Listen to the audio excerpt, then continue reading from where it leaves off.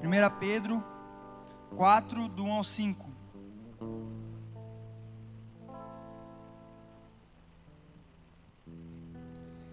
Nessa noite a gente vai falar sobre padecer.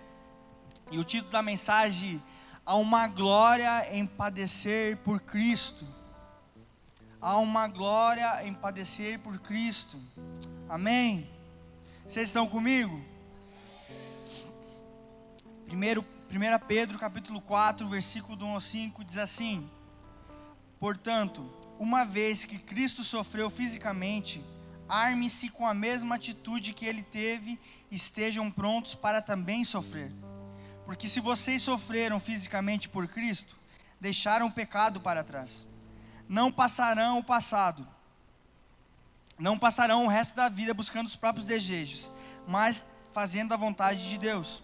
No passado vocês desperdiçaram muito tempo praticando o que gostavam de fazer aqueles que não creem: imoralidade e desejos carnais, farras, bebedeiras e festanças desregradas, além da detestável adoração de ídolos. Agora essas pessoas ficam surpresas quando vocês deixam de participar de suas práticas desregradas e destrutivas, e por isso os difamam. Lembre-se, porém, de que eles terão de prestar contas àquele que está pronto para julgar a todos, vivos e mortos.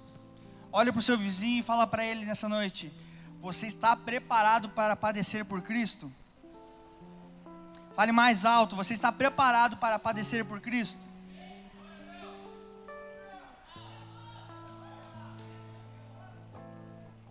Aleluia. Aleluia. Cristo, hoje é noite de ceia, glória a Deus, aleluia. Noite que a gente vai cear junto com Jesus, cear em família, glória a Deus por isso. Quando se fala padecer, se fala sobre o sofrimento, e quando se fala sofrimento, se fala sobre o sacrifício de Jesus. E todos aqui tiveram o seu passado antes de Jesus. Todos aqui tiveram uma vida antes de conhecer a Cristo.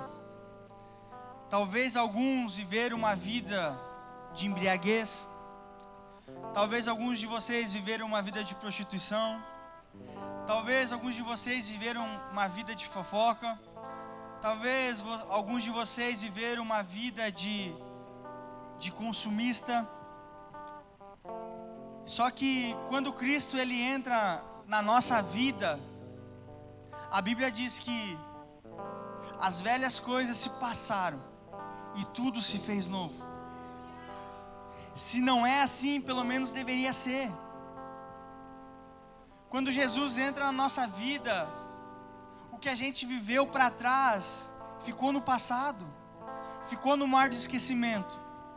Porque a Bíblia diz que existe um advogado em nosso favor que nos defende as nossas causas. E quando a gente se arrepende de verdade, com todo o nosso coração, com todo o nosso entendimento, há perdão sobre nós. Então as velhas coisas se passaram e tudo se fez novo. É a partir de hoje. Só que o grande problema é que na nossa vida passada, no nosso antigo eu, nós éramos intensos. Nós fazíamos as coisas com vontade. Nós nos dedicávamos, nós planejávamos quando nós iríamos fazer as coisas. O problema é que quando a gente converte, a gente é menos intenso. A gente não se entrega por inteiro. A gente não se doa por inteiro. Para ir para uma festa, se tivesse uma chuva dessa, você não se importava, você saía da sua casa. Mas quando é para vir a um culto, louvar e agradar ao Senhor, já se pensa 2, 3 vezes se vai sair de casa. Cristo não nos chamou para ser uma pessoa comum. Cristo nos chamou para sermos parecidos com Ele. Gênesis 1, 26, 27 vai dizer que eu e você somos imagem e semelhança dEle. E se a gente pegar a passagem de Jesus aqui na terra, foram de 33 anos e meio, a gente vai ver Jesus dando gás, todo dele. Ele curava, ele profetizava, ele evangelizava, ele fazia discípulo. Só que o grande problema, eu e você deveríamos ser parecidos com Jesus. Só que muitas vezes nós não damos nem 10% de quem nós somos. Jesus não chamou a gente para ser a média. Ou é tudo ou é nada. Quem colocou a mão no arado não pode olhar para trás. Jesus não quer que simplesmente a gente venha a um culto, que a gente simplesmente ouça uma palavra e daqui a pouquinho a gente sai para as nossas casas e a gente permaneça a mesma pessoa. O Evangelho, ele transforma. O Evangelho, ele confronta. O Evangelho, ele mexe com a gente. Cristo nos chamou para a gente ser intenso. A gente precisa gastar a nossa vida por Ele. Hoje a gente canta, e daqui a 1 milhão de anos estarei queimando por Ti. Será? Será que amanhã eu e você vamos estar conseguindo queimar por Jesus? Jesus chamou a gente para padecer. Ele padeceu por mim e por você. Se nós estamos aqui hoje, é porque Ele padeceu pela gente. E a mesma entrega que Ele se entregou para a gente, é a mesma entrega que Ele quer que a gente dê para Ele. É chegado um tempo, e não sei se você consegue discernir no seu espírito, a chave virou. O cultinho de antes não cabe mais, agora é o culto racional, o culto onde a gente realmente discerne o ambiente, se move em relação ao que o ambiente está propício. Por muito tempo a gente fez o culto, fez a liturgia, vamos fazer desse jeito, canta 3 músicas, vem a palavra de oferta, vem uma palavrinha de 45 minutos, no final os avisos e depois despede o pessoal. É chegado um novo tempo e os cultos vão mudar, a liturgia está mudando, porque o Espírito Santo, Ele está tomando conta e Ele está fazendo o que Ele quer fazer. A minha oração e da Miri é: Pai, nós não queremos atrapalhar o que o Senhor está fazendo. Se o Senhor está fazendo, nós só queremos ser cooperadores do que o Senhor está fazendo. É chegado um tempo que a gente precisa ter atitude de cristão. A gente precisa falar como um cristão. A gente precisa se portar como um cristão. O Evangelho não tem a ver com deixar de fazer errado, tem a ver com começar a fazer certo. O pecado se separava de Deus, mas Ele não te separa mais. A salvação não é o fim, a salvação é o início. Você é salvo, então agora você pode acessar o trono da graça.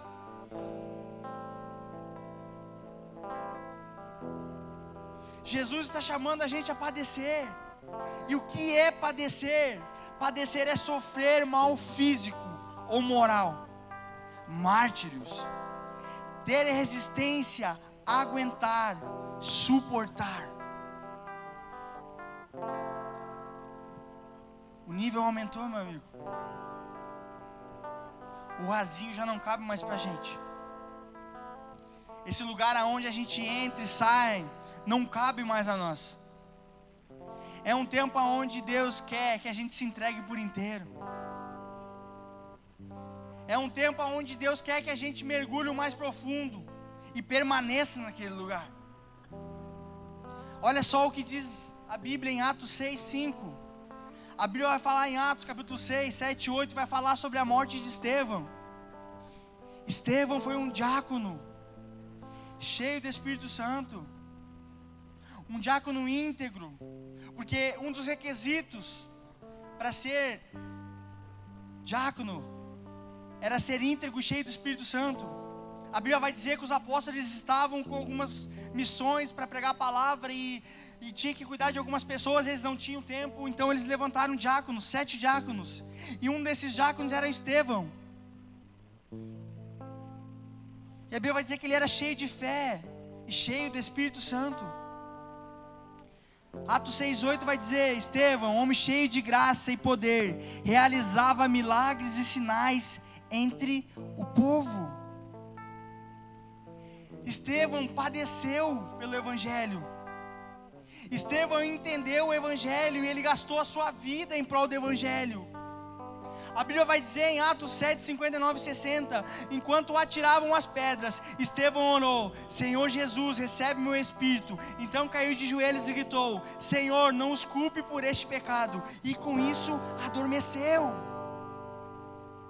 Será que na atualidade você conseguiria ser apedrejado por Cristo? Eu sou pré-tribulacionista, eu creio que a igreja não vai passar pela tribulação. Mas se ela passar, e se a igreja passar pela grande tribulação? Se os pré-tribulacionistas estiverem errados e a igreja passar, será que a gente vai continuar glorificando o nome de Jesus? Será que a gente vai padecer? Estevão padeceu por Jesus. E no final ele é tão crente que ele ora em favor dos seus inimigos. Deixa eu te dizer uma coisa: ser mártir não é morrer de cabeça para baixo. Ser mártir não é ser apedrejado. Ser mártir é ter uma vida íntegra com Deus. Integridade. Integridade. Será que as pessoas olham para a gente, elas veem uma pessoa íntegra, um homem, um diácono cheio do Espírito Santo, um diácono que não se corrompe,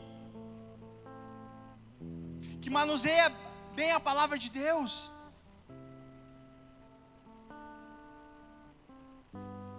Jesus está chamando a gente para padecer por Ele.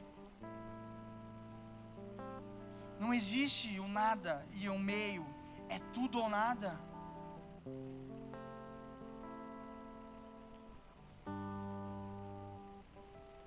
Lucas 9, 23, 24 vai dizer: e dizia a todos: se alguém quiser vir após mim, negue-se a si mesmo, e tome a cada dia a sua cruz, e siga-me. Porque qualquer que quiser salvar a sua vida, perdê-la-á, mas qualquer que por amor de mim perder a sua vida, a salvará. É tempo de a gente perder a nossa vida em prol do Evangelho. É tempo de a gente parar de olhar para o nosso umbigo e olhar aos nossos irmãos que estão ao nosso redor. Em Cristo, é a minha vida ou a vida de Cristo. Não existe mais a minha vida. Deixa eu te dizer uma coisa: o livre-arbítrio para você não existe mais. O livre-arbítrio é para o ímpio. Quem está em Jesus é obedecer ou obedecer. Não existe mais, a minha vontade é a vontade de Jesus. Não, é a vontade dele e basta. É o que Jesus quer fazer, é a hora que Jesus quer fazer, é como Jesus quer fazer. A gente precisa submeter à vontade de Deus. A minha vida não é mais a minha vida é de Jesus. Hoje a gente vai cear e a gente vai lembrar, a ceia é um memorial. A gente vai lembrar do que Jesus fez na cruz pela gente. Ele morreu, Ele se entregou, Ele padeceu por mim e por você. O que é perder? Perder é renunciar. Perder significa entregar-se totalmente a Deus, para viver conforme a sua palavra orienta. Eu não sei qual evangelho te apresentar, mas confessar Jesus não é a garantia de uma vida sem sofrimento, mas é uma garantia de vida eterna. Você vai sofrer, meu amigo. E se a gente passar pela tribulação, a gente vai sofrer mesmo. Mas Jesus, mas Deus, Espírito Santo, Ele guarda os seus. Ele sempre guarda. Desde a época de Noé, quando Ele mandou Noé fazer uma grande arca, Ele guardou os seus. Ele guarda a gente. Se eu e você amamos Jesus de verdade, a gente vai querer perder a nossa vida. É um tempo que a gente precisa entender o nível onde a gente está entrando. Pessoas estão nos observando, pessoas estão olhando para a gente. Antigamente a gente pregava o evangelho e era uma dificuldade para as pessoas virem à igreja. Hoje é as pessoas que se convidam para vir à igreja. As pessoas estão sedentas pelo evangelho. As pessoas estão sedentas a ouvir uma palavra de Jesus. As pessoas estão sedentas a serem transformadas. E há genuinidade no coração delas. Elas querem realmente aquilo. Padecer é resistir, aguentar e suportar. E a grande pergunta é: como você tem feito isso?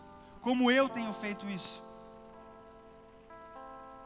O grande problema da nossa juventude é que a gente fala em padecer, a gente fala em queimar, a gente fala no charamanaia, a gente fala que a gente quer rodar, a gente fala que a gente quer cair na presença do Espírito Santo.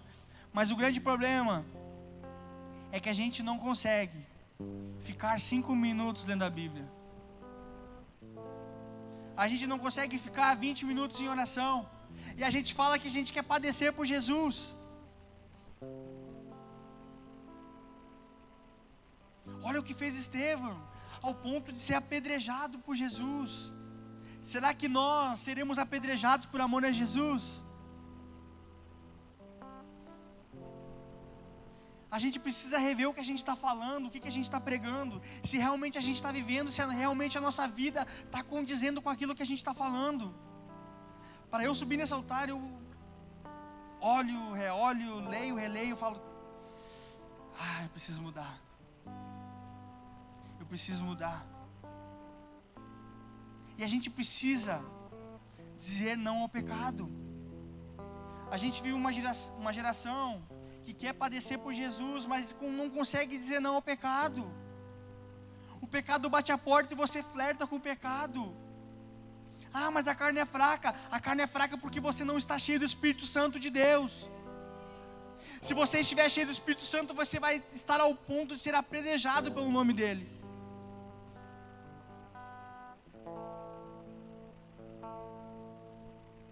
Uma vida no Espírito é andar no Espírito. É andar no Espírito. É andar no Espírito.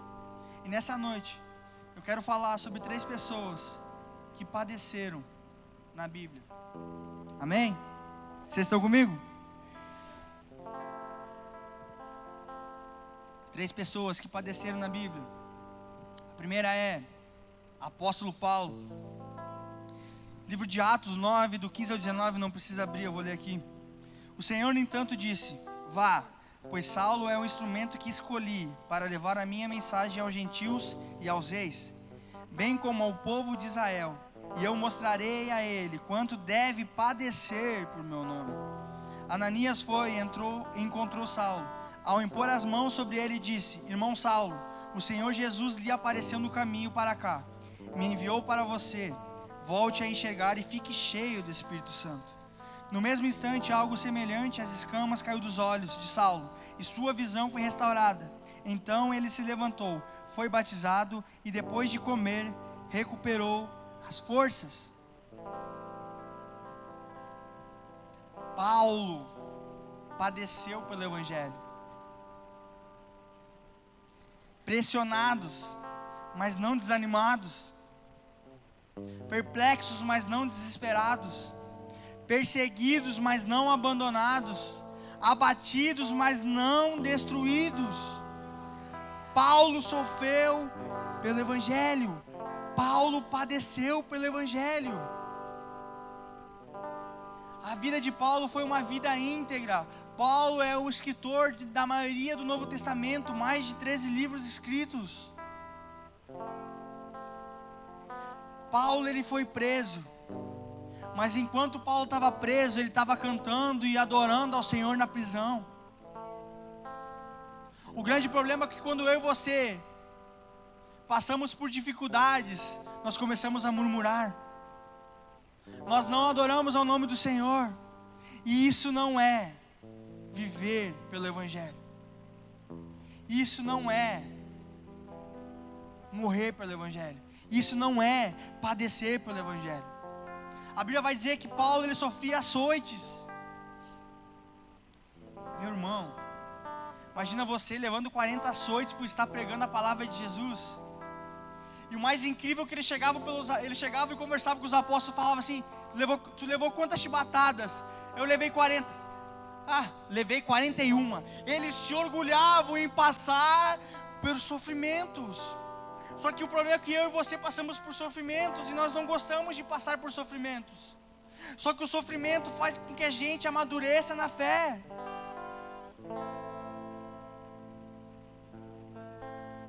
Os apóstolos sofriam e ficavam faceiros por sofrer por Cristo. Para o mundo parece loucura, mas para Deus não é. Só que esse mesmo pensamento e essa mesma atitude é a atitude que a igreja deveria ter. Só que a igreja não tem. Nós precisamos padecer pelo Evangelho. Paulo sofreu naufrágios. Paulo sofreu apedrejamento. Paulo estava pregando o Evangelho, foi apedrejado, ficou no chão deitado, fingiu que estava morto. Quando os caras foram embora, ele levantou e ele continuou a pregar o Evangelho. Ele saiu daquela cidade, ele foi para outra cidade pregar o Evangelho.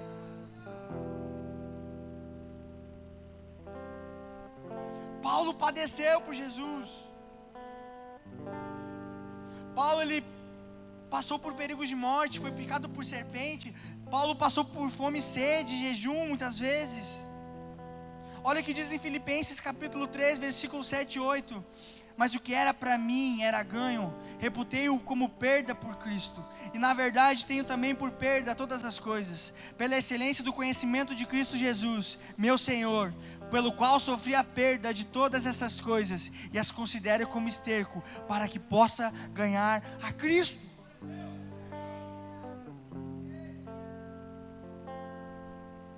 O viver é Cristo e o morrer é lucro.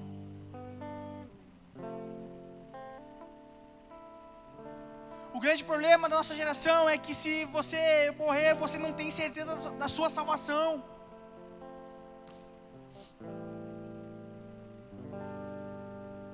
O grande problema é que nós não vivemos uma vida como se fosse digna do Evangelho. Deixa eu te dizer, meu irmão, você só tem uma vida para queimar, não vai existir outra vida. É essa vida que você tem para queimar, é essa vida que você tem para falar de Jesus, é essa vida que você tem para anunciar o Evangelho.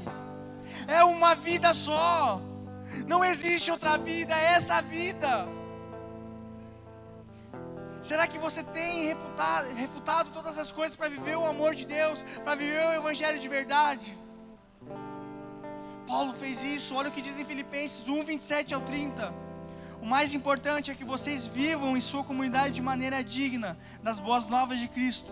Então, quando eu for vê-los novamente, ou mesmo quando ouvir a seu respeito, saberei que estão firmes e unidos em um só Espírito e em um só propósito, lutando juntos pela fé que é proclamada nas boas novas. Não se deixem intimidar por aqueles que se opõem a vocês. Isto é um sinal de Deus, que eles serão destruídos e vocês serão salvos.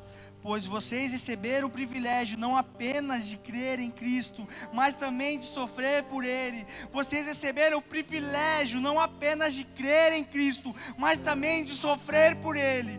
Estamos juntos nessa luta. Vocês viram as dificuldades que enfrentei no passado e sabem que elas ainda não terminaram. Receberam o privilégio não apenas de crer em Cristo, mas também de sofrer por Ele. Viver o Evangelho é um privilégio, sofrer por Cristo é um privilégio, ser apedrejado por Cristo é um privilégio, morrer pelo Evangelho é um privilégio. Oh, meu irmão, a sua vida não é aqui. Mentalidade de eternidade. A sua vida não é aqui. Existe uma glória futura onde Jesus foi para o céu preparar a morada para eu e você morarmos.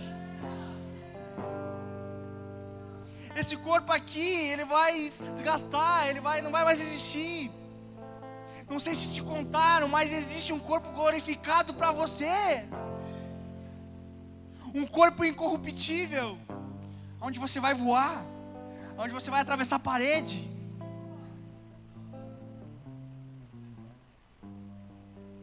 Existe uma eternidade esperando pela gente.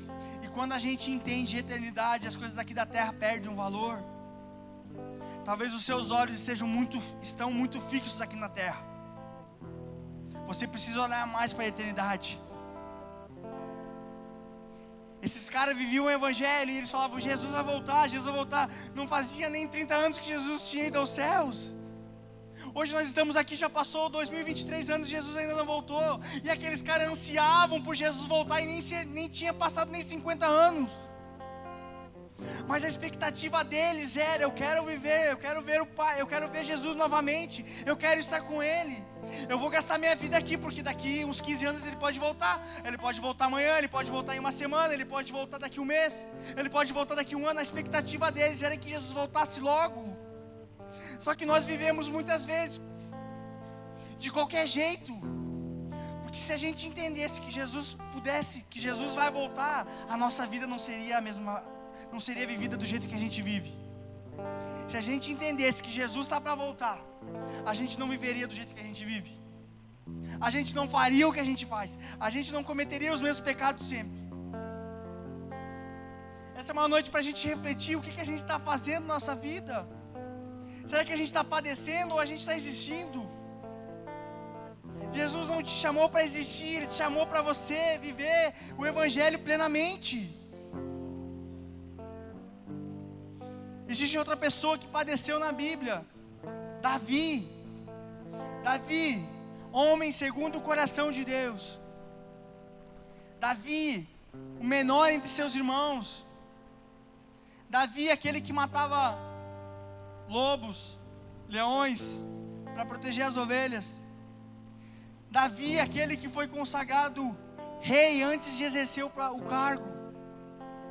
A Bíblia vai dizer que o povo levantou Saul como rei. Mas o governo de Saul foi um governo erro, após erro, após erro, após erro, após erro. E a Bíblia vai dizer que Deus levantou Davi como um rei. A Bíblia vai dizer que o Espírito saiu de Saul e espíritos malignos se apossaram dele. A Bíblia vai dizer que Davi, ele tocava harpa. E um cara conhecia Davi, sabia que ele tocava harpa. E quando Davi tocava harpa, os espíritos impuros saíam de Saul. Só que a Bíblia também vai dizer que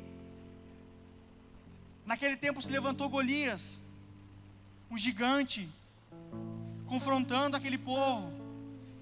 E a Bíblia vai dizer que Davi levava marmitas para os seus irmãos, e naquele tempo ele foi lá para ver, e ele viu aquele gigante se levantando contra o povo de Deus. E a história vocês sabem. Davi pega 5 pedras e ele taca uma pedra no gigante, e o gigante cai. E a Bíblia vai dizer que a reputação de Davi começou a crescer naquela época. As pessoas começaram a exaltar Davi, as pessoas começaram a falar de Davi. E a Bíblia vai dizer que Saul ficou com ciúmes de Davi. E Davi foi perseguido por Saul. Só que não era qualquer perseguiçãozinha. O cara caçava ele em qualquer lugar que ele ia. Ele estava padecendo. Ele estava padecendo. Davi padeceu. Porque a Bíblia vai dizer que Davi teve a oportunidade de ferir, de matar Saul, mas por honra, ele não matou Saul. Ele poderia ter feito, ele poderia ter se levantado, mas ele disse: eu não vou tocar no ungido do Senhor. Deixa eu te dizer uma coisa: existem Saúls na sua vida que estão te preparando para você, para o seu reinado. Só que muitas vezes você olha com um olhar de perseguição, mas não olha com um olhar como que Deus está forjando o seu coração. Existem Saúls que estão sendo erguidos para nos confrontar, para realmente provar o nosso coração. A Bíblia vai dizer que Davi, ele era homem segundo o coração de Deus. Mas ele não foi homem segundo o coração de Deus de qualquer jeito. Ele teve testes e ele passou nesses testes. Ele era homem segundo o coração de Deus. Quando Natã se levanta para falar aquilo que ele estava vivendo, ele poderia ter mandado matar Natã, mas ele fala: esse homem sou eu. Olha o coração desse homem. Esse cara padeceu. Eu creio que quando ele viu Saul, ele ficou com muita vontade de matar ele, mas ele não matou, ele padeceu. Ele falou: não, eu não posso. Eu e você passamos por dificuldades, todos os dias. E todos os dias a gente tem uma oportunidade de fazer o certo. Só que às vezes a gente não faz. Davi teve a oportunidade de matar Saul, mas ele não matou. Ele padeceu por Deus. Ele poderia ter feito isso, mas ele não fez. Amém? E o terceiro e último que eu quero falar que padeceu é o nosso grande amigo,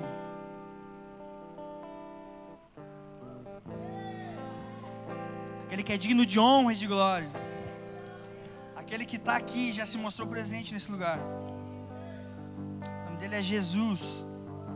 Jesus padeceu por mim e por você. Se hoje nós estamos aqui, é porque alguém padeceu pela gente. Ele morreu uma morte que não era dele. Ele foi pregado de uma cruz que não era dele. Ele foi transpassado numa morte que não era dele. Aquela morte que Jesus estava enfrentando era minha, sua, nossa. Mas a Bíblia vai dizer que ele padeceu por nós. Ele padeceu. Olha o que diz em 1 Pedro, capítulo 3, versículo 18. Pois Cristo também sofreu por nossos pecados, de uma vez por todas, embora nunca tenha pecado. Morreu pelos pecadores, a fim de conduzi-los a Deus. Sofreu morte física, mas foi ressuscitado pelo Espírito. Jesus padeceu por nós. A morte que era dele veio sobre nós. Se hoje nós estamos lembrando de uma pessoa, é porque ele morreu por nós. Se hoje você está respirando, é porque o fôlego de vida ele soprou dentro de você. Se você consegue caminhar com as suas pernas, é porque ele te deu vida. Se você tem sangue nas suas veias, é porque esse sangue um dia verteu na cruz por nós. Padecer por Jesus. Existe uma glória em padecer por Jesus. Existe uma glória. Hebreus 2, 17, 18 diz assim: portanto era necessário que ele se tornasse semelhante a seus irmãos em todos os aspectos, de modo que pudesse ser nosso misericordioso e fiel sumo sacerdote diante de Deus, e realizar o sacrifício que remove os pecados do povo. Uma vez que ele próprio passou por sofrimento e tentação, é capaz de ajudar aqueles que são tentados. Sabe esse sofrimento que você está passando? Jesus passou por ele. Deixa eu te dizer uma coisa: Jesus se compadece dos seus sofrimentos. Sabe essa sensação de ser rejeitado, desprezado? Deixa eu te dizer, Jesus passou por isso. Ele compadece da sua rejeição, do seu desprezo. Sabe essa sua tristeza que muitas vezes está no seu coração? Jesus passou por isso, e Ele se compadece da sua tristeza. Tudo o que nós passamos, Jesus passou por nós. Mas não simplesmente para que a gente tivesse a vida eterna, mas para realmente sentir e saber o que a gente passa aqui na terra.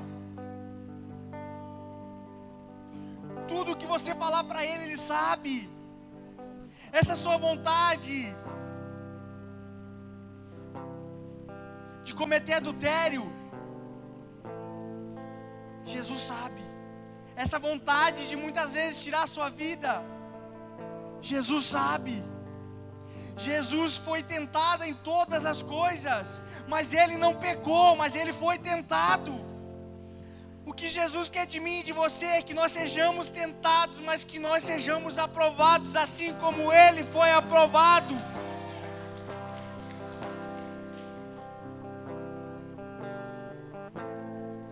Há uma glória em padecer por Jesus. Jesus, Ele padeceu para que nós tivéssemos vida. Hoje nós temos vida, vida em abundância. Se você respira, é porque Ele te deu vida. A gente só dá valor às coisas quando a gente passa por dificuldade. Você só dá valor à saúde quando você vai para o hospital. Lembra do dia que você esteve no hospital e você não conseguia respirar? Lembra do dia que talvez você se cortou e você estava impossibilitado de caminhar? Hoje você tem vida, você tem saúde. Deixa eu te dizer, essa vida foi dada de Jesus para você. Só que é uma vida que não pode ser vivida de qualquer jeito. É uma vida que tem que condizer com a vida que Jesus quer que a gente viva.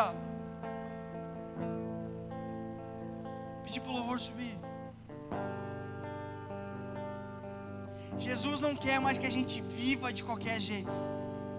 Essa é uma noite de a gente padecer por Jesus de verdade, de se tornar mártir por Ele, de realmente viver o Evangelho, de realmente pregar as boas novas, sofrer por Ele, passar por dificuldade por Ele. Nessa noite, Jesus está chamando a gente para a gente padecer por Ele. Ele padeceu pela gente, e o mínimo que a gente pode fazer é padecer por Ele. O mínimo que a gente pode fazer é dar a nossa vida para Ele. A vida que a gente tem não é nossa, a vida que a gente tem é dele.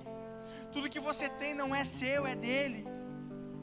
O dinheiro que você tem não é seu, é dele, porque se você trabalha é pela saúde que ele te deu. O seu oxigênio que você tem é porque ele criou o ar. Nessa noite eu quero te convidar a você ficar de pé no seu lugar.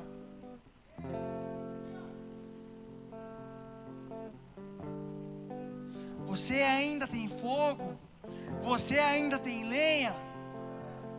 Jesus não está te chamando para queimar daqui a 1000 anos. Jesus está te chamando para queimar hoje. É hoje. O amanhã pertence a Deus. A nossa vida é o hoje. O amanhã a gente não sabe. Eu não sei se eu vou estar aqui amanhã. Você não sabe se você vai estar aqui amanhã. A vida é um sopro. E a vida foi dada por Ele. E Ele faz o que Ele quiser. Mas hoje a gente tem a oportunidade de queimar por Ele. Hoje a gente tem a oportunidade de padecer por Ele. Você nessa noite vai sair cheio do Espírito Santo. Não para rodar no manto, para cair no mistério e simplesmente levantar como se nada tivesse acontecido. Mas nessa noite você vai ser tocado pelo Espírito Santo para que você seja um mártir lá fora. Para que você pregue o Evangelho lá fora. Que você pregue o Evangelho com a sua vida. Que as pessoas olhem para você e vejam Jesus através de você. Um obreiro aprovado que não tem do que se envergonhar. Um obreiro que manuseia bem a palavra. Um obreiro que lê a palavra. Um obreiro que medita nas Escrituras. Um obreiro que jejua. Que vive o Evangelho de verdade. Essa é a noite que Deus preparou para você. Há uma glória em padecer por Jesus.